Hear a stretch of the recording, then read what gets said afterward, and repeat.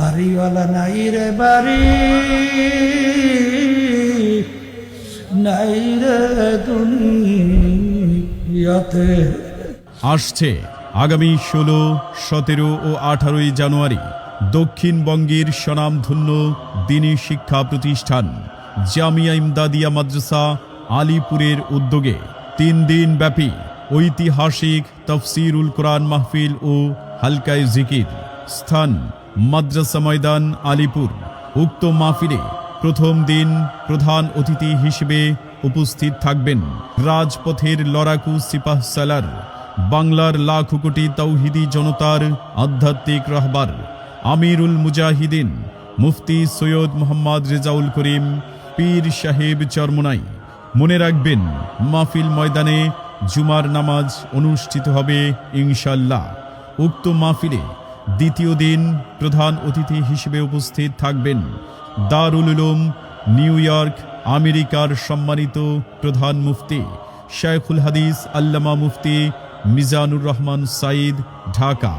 উক্ত মাহফিলে তৃতীয় দিন প্রধান আলোচক হিসেবে উপস্থিত থাকবেন বিশ্বনন্দিত মুফাসসির কোরআন, বাংলার লাখো কোটি যুবকের হৃদয়ের স্পন্দন খতিবুল উম্মাহ হযরত মাওলানা হাফিজুর রহমান সিদ্দিক সাহেব কুয়াকাটা হুজুর।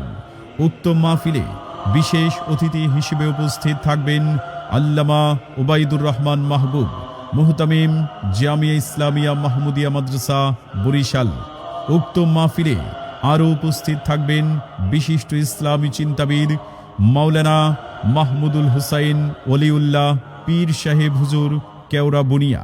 আলীপুর মাদ্রাসার মাহফিলে প্রধান আকর্ষণ হিসেবে উপস্থিত থাকবেন কুয়াকাটার উজ্জ্বল নক্ষত্র মুফতি হাবিবুর রহমান মিসবাহ কুয়াকাটা হুজুর।